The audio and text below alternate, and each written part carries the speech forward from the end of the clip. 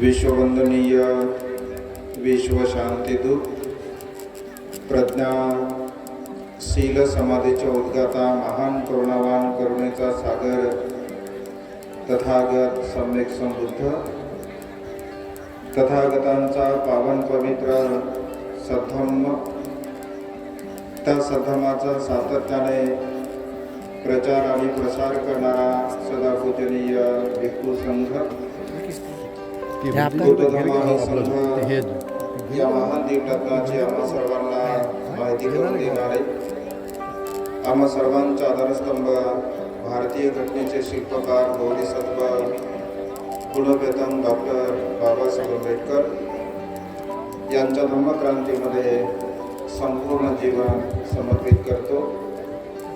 आज या मंगलमय प्रसंगी पूजनीय भिक्खू ज्ञानज्योतिजी महास्तव यांच्या कठीण जीवनदान समारंभाच्या निमित्ताने उपस्थित ज्येष्ठ आणि श्रेष्ठ पूजनीय भिक्खू संघांना त्रिवार पंचांग प्रणाम करतो। आपल्या सर्वांच्या हितासाठी सुखासाठी आणि कल्याणासाठी छोटेखानी धम्मदेशना देण्याचा प्रयत्न करतो। साधू साधू साधू। आजच्या या मंगलमय प्रसंगी या कठीण चिवरदान समारंभाच्या निमित्ताने आपण सर्वजण महान आणि असीम असं पुण्य संपादन करत आहात। अत्यंत सुंदर आणि अत्यंत रमणीय असा हा परिसर आहे। खूप मोठ्या संख्येने पूजनीय भिक्खू संघावरती श्रद्धा प्रगट करून आपण अगदी सकाळपासून आतापर्यंत विविध कार्यक्रमाच्या द्वारा पुण्य संपादन केलेलं आहे। खरं तर पहिल्यांदा आज आम्ही कठीण चिवरदान समारंभ आणि कठीण चिवरदान कसं निर्माण केलं जातं हा सोहळा आम्ही पहिल्यांदा बघितला। पूजनीय भिक्खू ज्ञानज्योतिजी महास्तव यांच्या अथक परिश्रमाने ही अत्यंत पुण्यमय संधी आम्हा सर्वांना सुद्धा प्राप्त झाली। खरं तर या ठिकाणी अत्यंत ज्येष्ठ आणि श्रेष्ठ पूजनीय भिक्खू संघ आहे। आम्ही अत्यंत लहान आहोत कारण सदा पूजनीय भिक्खू संघ अत्यंत सिनियर आहे, ज्येष्ठ आहे, विद्वान आहेत, ज्ञानी आहेत आणि त्यांच्या समोर बोलण्याची संधी उपलब्ध होत आहे। स्वतःला अत्यंत पुण्यवान समजतो। आज महान आणि असीम असं पुण्य आपण सर्व श्रद्धा संपन्न उपासक उपासिका प्राप्त करत आहात। तथागतांच्या श्रेष्ठ सद्धम्माचं अनुसरण करत असताना बौद्ध साहित्यांचं जेव्हा आपण वाचन चिंतन मनन करतो भगवंताच्या काळामध्ये असे अनेक उदाहरण आपल्याला बौद्ध साहित्यामध्ये पाहायला मिळतात की रात्रभर भगवंताच्या धम्मदेशना चालत असत। रात्रभर भगवंत सर्व मनुष्यांच्या हितासाठी उपदेश करत असत। आज इथे आल्यानंतर 26 वर्षापूर्वीची परिस्थिती, 26 वर्षापूर्वीचं वातावरण, 3 रत्नांच्या प्रती असीम अशी उपासक उपासिकांची श्रद्धा, प्रत्यक्ष रूपाने सम्यक संबुद्ध तथागतांचा श्रावक संघ जेव्हा या सृष्टीमध्ये 26 वर्षापूर्वी असेल तेव्हा किती अत्यंत सुंदर असं हे वातावरण त्या काळामध्ये असेल। आजचं हे वातावरण बघून या वातावरणावरून आपण अशी कल्पना करू शकतो की त्या काळामध्ये किती सुंदर असं वातावरण असेल धम्माचं। अगदी तशाच प्रकारच्या या धार्मिक वातावरणाची अनुभूती या मंगलमय प्रसंगी मनाला तशा प्रकारची अनुभूती होत आहे. या मंगलमय पुण्यमय वातावरणामध्ये आपण अत्यंत महान आणि असीम पुण्यवान आहात. पूजनीय भिक्खू संघाच्या द्वारा आपली अत्यंत श्रद्धा आहे आणि या श्रद्धेच्या द्वारा महान आणि असीम असं पुण्यकर्म करण्याची एक संधी आपल्या जीवनामध्ये आपल्याला आज घडीला प्राप्त होत आहे. बांधवांनो, बाबासाहेबांच्या महान आणि असीम पुण्याईमुळे तथागतांचा पावन आणि पवित्र सद्धम्म आपल्याला प्राप्त झालेला आहे. या सद्धम्माचं अनुसरण करणे, या सद्धम्माला जाणणे, समजून घेणे आणि खऱ्या अर्थाने धार्मिक जीवन जगणे आपल्या सर्वांचं अत्यंत महान आणि असीम असं हे पुण्य आहे. या ठिकाणी आम्ही जेव्हा संपूर्ण परिसराची पाहणी केली तर या संपूर्ण परिसरामध्ये अनेक प्रकारचं कार्य फार मोठ्या जोमाने सुरू आहे. भगवंताच्या काळामध्ये अनेक महान उपासक उपासिका होऊन गेले.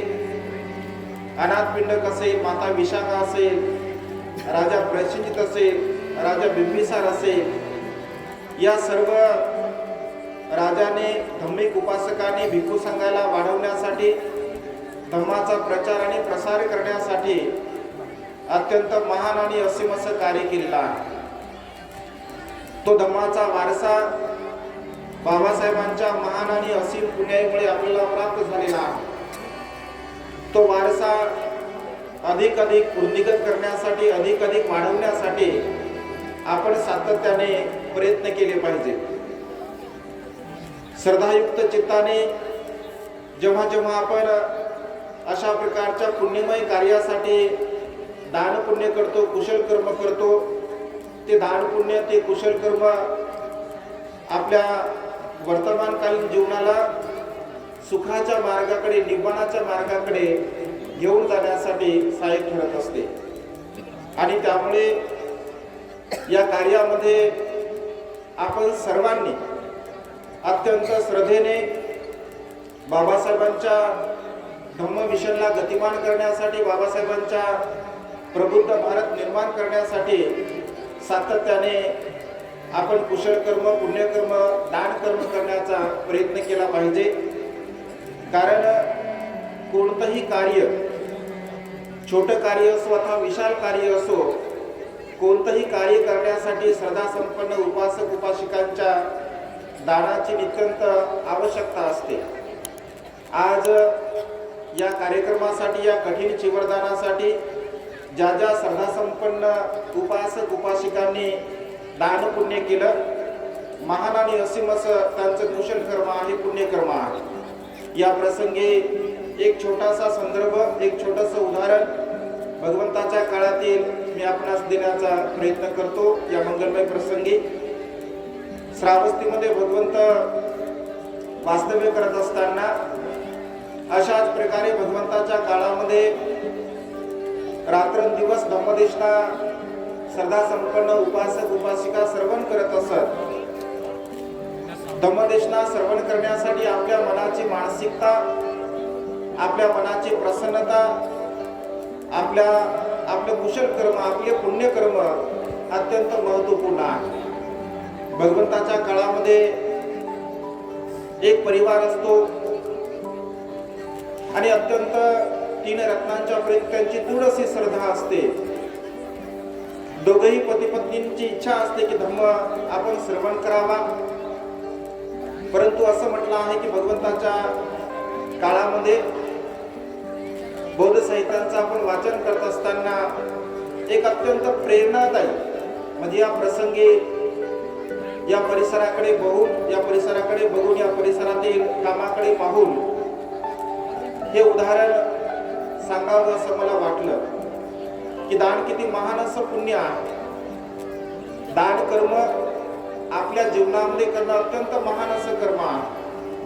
आणि जेव्हा जेव्हा आपल्या चित्तामध्ये प्रसन्न भाव, उत्पन्न होत असतो, तो प्रसन्न भाव उत्पन्न झाल्यानंतर केलेलं कुशल कर्म हे पुण्यकर्म अनेक पटीने आपल्या जीवनामध्ये पुण्य संपादन करण्यासाठी सहाय्यक ठरत असते.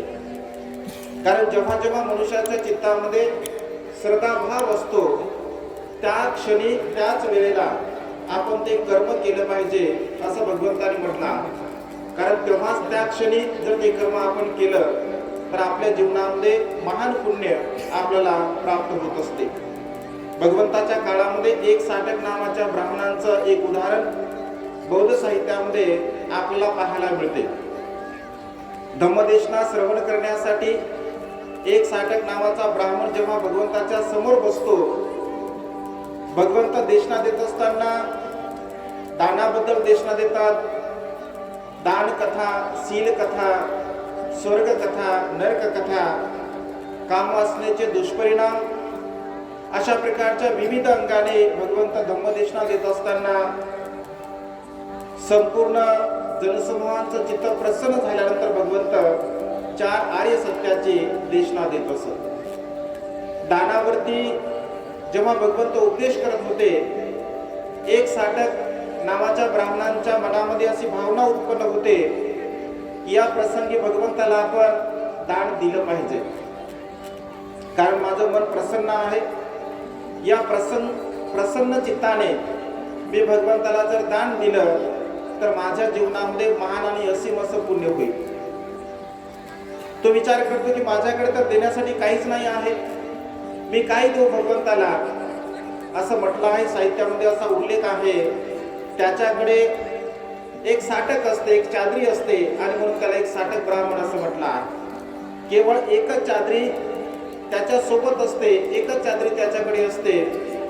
आणि जेव्हा तो विचार करतो की माझ्याकडे तर देण्यासाठी काही नाही, पुन्हा मनामध्ये सदा उत्पन्न होते, ही चादरी मी भगवंताला दान करू का. एक चित्त असं म्हणते की दान भगवंताला चादरी केली पाहिजे, दुसरं चित्त म्हणते की नाही केली पाहिजे. कारण आपल्याकडे एकच आहे आणि एकच असल्या कारणाने आपण ती इतरांना देऊ शकत नाही. म्हणजे इतरांना जर आपण दिली, भगवंताला जर आपण दिली तर आपल्याला वापरण्यासाठी राहणार नाही. पहिला प्रहर त्याचा निघून जातो, दुसऱ्या प्रहरी सुद्धा त्याला तसंच वाटतं आपण भगवंताला ही चादरी दान दिली पाहिजे, द्यावी किंवा नाही द्यावी, या द्वंद्वामध्ये दुसराही प्रहर निघून जातो. तिसऱ्याही प्रहरी त्याच्या मनामध्ये तोच भाव उत्पन्न होतो, द्यावी किंवा नाही द्यावी. चौथ्या प्रहरी तिसरा प्रहर निघून जातो, चौथ्या प्रहरी पुन्हा त्याच्या मनामध्ये विचार उत्पन्न होतो, द्यावं किंवा नाही द्यावं. पण चौथ्या प्रहरी मात्र त्याच्या मनामध्ये दृढ अशी इच्छा उत्पन्न होते की भगवंताला आपण हे दिलं पाहिजे. आणि क्षणामध्ये ती चादरी भगवंताला तो देत असतो. चादरी भगवंताला दिल्यानंतर त्याच्या मुखातून सहज उद्गार निघतो, मी जिंकलो, मी जिंकलो, मी जिंकलो. असा उद्गार निघल्याबरोबर राजा तिथेच बसलेला असतो. राजा म्हणतो की अरे तू काय जिंकला, इथे काय युद्ध चालू आहे का. भगवंताला म्हणतो की भगवान हा तर विक्षिप्त झाला नाही, हा तर वेडा झाला नाही, रात्रभर धम्मदेशना श्रवण करून हा मी जिंकलो, मी जिंकलो अशा प्रकारे बोलत आहे. तेव्हा भगवंत असे म्हणते की राजन हा खरोखरच जिंकला आहे. मग काय जिंकला आहे. भगवंत असे म्हणतात, दानंच युद्धंच समान माहू. ज्याप्रमाणे युद्ध करण्यासाठी मनुष्याला सर्व प्रकारची तयारी करावी लागते, सर्वस्वाचा त्याग करावा लागतो, अगदी तशाच प्रकारे दान पुण्य करण्यासाठी सुद्धा सर्वस्वाचा त्याग करावा लागतो. महाराज पहिल्या प्रहारापासून चौथ्या प्रहारापर्यंत हा युद्ध करत होता, दान चित्त आणि लोभ चित्त यांच्या सोबत. दान चित्त द्यावं असं म्हणत होतं, लोभ चित्त नाही द्यावं असं म्हणत होतं. म्हणजे ज्याप्रमाणे लोभ आणि दानामध्ये युद्ध चालू होतं आणि शेवटी मात्र लोभावरती दानाने विजय प्राप्त केला. खऱ्या अर्थाने त्याचा तो विजय ठरला आहे आणि त्यामुळे तो जिंकला. अशा प्रकारे भगवंत तिथे घोषणा करतात। राजा अत्यंत प्रसन्न होतो असं म्हटलं आहे। राजा लगेच त्याला 2 चादरी दान करतो, त्या दोन्ही तो भगवंताला देतो। राजा 4 चादरी दान करतो, त्या 4ही तो भगवंताला देतो। राजा 8 चादरी दान करतो, 8ही भगवंताला देतो। राजा त्याला 16 चादरी दान करतो, त्या 16ही तो भगवंताला देतो। राजा त्याला 32 चादरी देतो, त्यापैकी मात्र 30 चादरी तो भगवंताला दान करत असतो। आणि असा विचार करतो की एक चादरी जी मौल्यवान आहे त्यावरती केवळ भगवंत बसू शकतात, भगवंतच बसण्याच्या, भगवंताचंच फक्त ते आसन होऊ शकते। आणि आपल्या घरी जेव्हा जेव्हा भिक्षू येतील, भगवंत येतील, त्यांच्यासाठी ते आसन व्हावं असं त्याला वाटतं। आणि दुसऱ्या दिवशी भगवंताच्या कुटीमध्ये भगवंताच्या आसनावरती ती दुसरी चादरी तो अंथरत असतो। दुसऱ्या दिवशी राजा जेव्हा भगवंताचं दर्शन घेण्यासाठी जातो असं म्हटलं आहे, जेव्हा तो बघतो की तर मी काल चादरी एक साधक ब्राह्मणाला दिले होते, इथे याने ही पूजा केली आहे, तर ही पूजा कोणी केली आहे? त्यांना समजते की एक साधक ब्राह्मणाने ही पूजा केली। तेव्हा तो म्हणतो की अरे, जिथे जिथे माझी श्रद्धा प्रगट होते तिथे तिथे या एक साधक ब्राह्मणाची सुद्धा श्रद्धा उत्पन्न होते, श्रद्धा प्रगट होते असं म्हटलं आहे। की वेगवेगळ्या प्रकारचे राजा त्याला म्हणजे बक्षीस म्हणून देत असतो, घोडे देतो, गावं देतो, हाती देतो, नोकर चाकर देतो, धन देतो। आणि अशा प्रकारे त्याला धनाचा लाभ झाल्यानंतर भिक्षूंमध्ये चर्चा चालते की अरे बघा, भगवंत किती अनुकंपा करतात। एक साधक ब्राह्मणाने भगवंताला दान दिलं आणि क्षणामध्ये एक साधक ब्राह्मणाला एवढा मोठा लाभ झाला। अशा प्रकारे भिक्षूंमध्ये चर्चा चालते। तेव्हा भगवंत तिथे येतात आणि म्हणतात की काय विचार करत आहात, काय चर्चा करत आहात? मी आल्यामुळे आपल्या चर्चेमध्ये विघ्न तर पडला नाही। तर भिक्षू सांगतात की भगवंताला अशा अशा प्रकारे आम्ही चर्चा करत होतो। तेव्हा भगवंत असे म्हणतात की भिक्षूंनो, त्याला जो लाभ झाला त्याचा फार कमी लाभ झालेला। जर समजून घ्या, याने हेच दान पुण्य जर तिसऱ्या प्रहारामध्ये केलं असतं तर यापेक्षा दुप्पट त्याला लाभ झाला असता। हेच दान पुण्य जर त्याने दुसऱ्या प्रहारामध्ये केलं असतं तर याच्यापेक्षा 3 पट याला लाभ झाला असता। हेच दान पुण्य जर पहिल्या प्रहारामध्ये याने केलं असतं तर याला 4 पटीने लाभ झाला असता। मनुष्यांच्या चित्तामध्ये जेव्हा भाव उत्पन्न होतो, जेव्हा त्याची चेतना तशा प्रकारची असते, चेतनाहं कमं भिक्खवे असं भगवंताने म्हटलं आहे। आणि जेव्हा आपली दान पुण्य करण्याची चेतना असते, जेव्हा आपल्या मनामध्ये तो भाव उत्पन्न होतो, अगदी त्या क्षणी त्याच वेळेला आपण दान पुण्य केलं पाहिजे, कारण त्याचा महान आणि असीम असा लाभ आपल्या जीवनामध्ये आपल्याला प्राप्त होत असतो। बांधवांनो, ही अत्यंत सुवर्ण अशी संधी आपल्याला इथे प्राप्त झाली आहे। अत्यंत महान असं हे कार्य पूजनीय भंतेच्या मार्गदर्शनाखाली चाललेलं आहे आणि त्यामुळे या सुवर्ण संधीचा आपण सदुपयोग घ्यावा, लाभ घ्यावा, दान पुण्य करावं, शील पालन करावं, प्रज्ञेचा अभ्यास करावा आणि या मानवी जीवनाला दुःखमुक्तीच्या मार्गाकडे घेऊन जाण्याचा आपण प्रयत्न करावा। आजच्या या मंगलमय प्रसंगी अधिक न बोलता या ठिकाणी ही छोटीशी धम्मदेशना संपन्न करतो। पूजनीय भिक्खू संघाने मला धम्मदेशना देण्याची संधी उपलब्ध करून दिली। भिक्खू संघाला मी तीर्वार याचना करतो, कृतज्ञ भाव व्यक्त करतो व आपणा सर्वांच्या प्रती मंगलमैत्रीची भावना व्यक्त करू। आपणा सर्वांना आयुष्य वर्ण सुख आणि बल प्राप्त हो। आपणा सर्वांच्या इच्छित आणि प्रार्थित मनोकामना ढगातून मुक्त झालेला शीतल चंद्रमाप्रमाणे पूर्णत्वाचं अशा प्रकारची मंगलमय आणि उदात कामना या ठिकाणी व्यक्त करून ही देशना संपन्न करतो। सर्वांचं मंगल हो, सर्वांचं कल्याण हो, सर्व